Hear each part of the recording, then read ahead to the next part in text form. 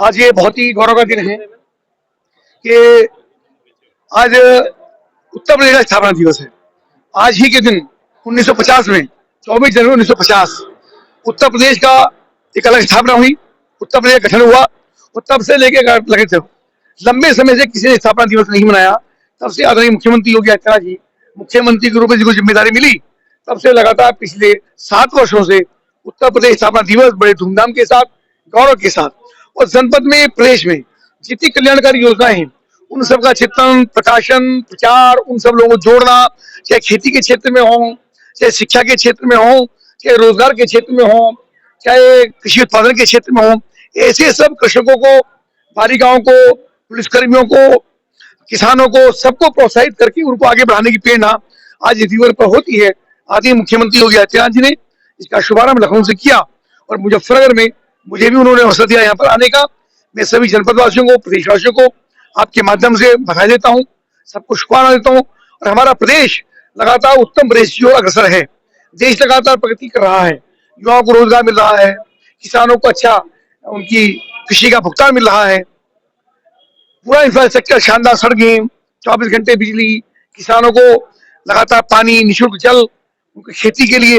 और कुंभ का महाकुंभ जो प्रयागराज में हो रहा है वो भी इसी बीच में है। मैं महाकुंभ की भी सभी प्रदेशवासियों को, देशवासियों को बधाई देता हूँ और आदरणीय मुख्यमंत्री योगी आदित्यनाथ जी की ओर से उन सबको महाकुंभ में आने की आमंत्रित करता हूं। मंत्री जी, 2018 के पहले का उत्तर प्रदेश और आज का उत्तर प्रदेश क्या कहेंगे? 2018 देखिए, मीडिया इसको अच्छी तरह जानता है कि 2017 से पहले जब योगी आदित्यनाथ जी मुख्यमंत्री नहीं थे, समाजवादी पार्टी सरकारें थी, बसपा की सरकारें थी, इस प्रकार के आयोजन कभी आपने देखे नहीं होंगे। किसानों को प्रोत्साहित करने वाले, महिलाओं को, बेटियों को प्रोत्साहित करने वाले, बेटी बचाओ बेटी पढ़ाओ इसको प्रोत्साहित करने वाले। एक ही साम्राज्य था, गुंडागर्दी का साम्राज्य, लूटो, बांटो और खाओ, केवल यही मंत्र था। और उसी को लगातार मुस्लिम तुष्टीकरण, जनता का दोहन, महिलाओं का अपमान, किसानों को अपमान। किसान अपने खेत में गन्ना जलाने का काम करते थे, उनको उचित मूल्य मिलता नहीं था, गन्ने की फैक्ट्रियां बंद थी, लगातार उनको बेच दिया गया, सस्ते मूल्य पर नीलाम कर दिया गया। शराब के ठेकेदार सरकार चलाया करते थे। आज उत्तर प्रदेश बदलता उत्तर प्रदेश है, लगातार आगे बढ़ रहा है, देश की प्रगति हो रही है। अब पूरे हिंदुस्तान में हिंदुस्तान आज नंबर 2 पर है और बहुत शीघ्र हम नंबर 1 पर पहुंचने वाले। मंत्री जी, दिल्ली के चुनाव को लेकर क्या कहेंगे? जिस तरह दिल्ली में चुनाव है, आप भी प्रचार में गए? मुझे भी भारतीय जनता पार्टी ने वहां पर एक सेवक के रूप में, काम के रूप में लगाया है। मेरे पास भी एक जनपद है जिसको चांदनी चौक जिला है, आज विधानसभा वहां है। अब पूरी टीम भारतीय जनता पार्टी की पूरे परिश्रम के साथ वहां लगी है। और जिस प्रकार से केजरीवाल जी ने मुख्यमंत्री रहते हुए उत्तर प्रदेश को बिल्कुल नरक बनाने का, क्षमा चाहूंगा, दिल्ली को जिस प्रकार से नरक बनाने का काम किया है, और लगातार वहां के क्लस्टर्स, वहां के गरीब लोग, उनको पानी की सुविधा नहीं है, गटर की सप्लाई नहीं है, लगातार गंदगी के अंबार लगे हैं। तो मुझको लगता है कि दिल्ली की जनता बहुत नाराज है और इस बार परिवर्तन करके भारतीय जनता पार्टी सरकार वहां पर बने, ऐसा हमको भरोसा। मंत्री जी, गंगा एक्सप्रेस वे से मुजफ्फरनगर और हरिद्वार को जोड़ने की मांग आपने, ये बहुत ही महत्वपूर्ण और महत्वाकांक्षी प्रस्ताव आदरणीय मुख्यमंत्री योगी आदित्यनाथ जी के सामने मैंने रखा है।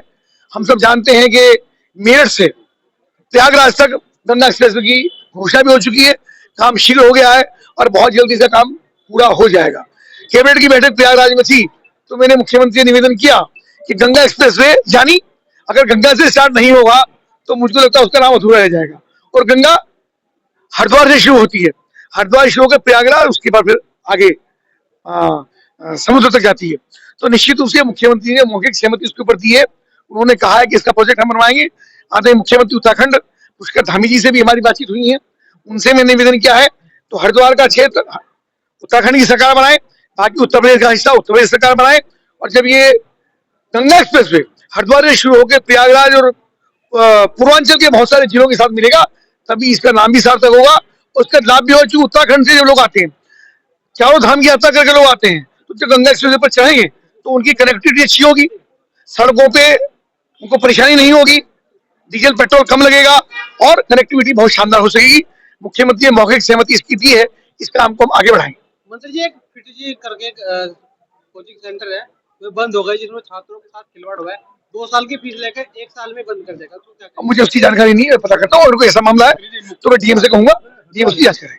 मंत्री जी मुख्यमंत्री जी ने कहा है कि उत्तर प्रदेश का मंत्रिमंडल आज गंगा में स्नान कर रहा है और दिल्ली का जो मंत्रिमंडल था वो पूरे भ्रष्टाचार में लिप्त रहा है, क्या कहेंगे? अब मुख्यमंत्री ने कोई बात कह दी, उसका मैं क्या, उसके आगे क्या बढ़ाऊं?